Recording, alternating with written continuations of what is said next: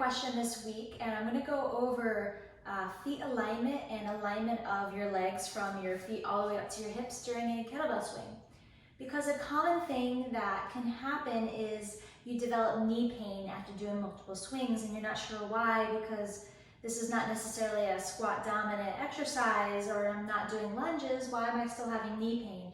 And this could be one reason why you're having the pain. So when we set up for our kettlebell swings, I love using Fabio Zonas. He's the CEO of Strong First, his technique. So you start with your feet directly behind the kettlebell, and then you just inch out, toe to heel, toe to heel. So this is great for knowing a proper distance generally, or how far you should be away from the bell. But let's talk about actually the alignment of your feet. So when you go into a hip hinge, you want to see and make sure that your hip, the knee, the femur is in line with the knee, which is in line with your tibia and fibula, which is in line with your ankle. So it's one straight arrow going down and there's not torsion going on. Commonly what I see is we're a little bit more narrow, and that's okay, but when you're doing the swing, as you come down into that hip hinge, we varus out. So our knees actually bend out without our ankles following. And you can see the torsion here, feet forward, knees going out. So your foot's going this way, your knee's going that way, and that causes that torsion force, and eventually could develop pain in your knee, pain in your ankle, and or your hip.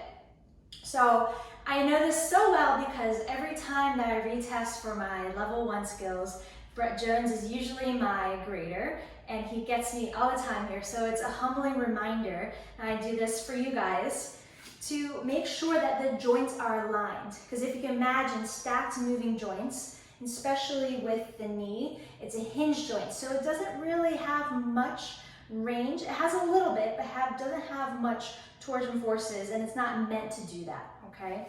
So when you set up, you want to think about toeing out a little bit more, or we call it external rotation of the femur, which kind of goes down and aligns with the rest of the joints. So in this swing here, I'm in the hip hinge, a nice alignment, down, straight. So if I drew a straight line, it would be all pointing in this direction and seeing forward, okay? So again, just a reminder, instead of knees slightly forward or a little bit more narrow, you need space, because ultimately you need space for that bell to come through, right? And you got to create that space, but open up your legs a little bit more. And we're not going to open up by that varus stretch. We're going to open up by a little bit wider stance, toeing out here to create that space in those hips to get that nice solid swing up. All right? So, got any more questions? I've been love doing this, and feel free to drop a comment below. Otherwise, see you guys later.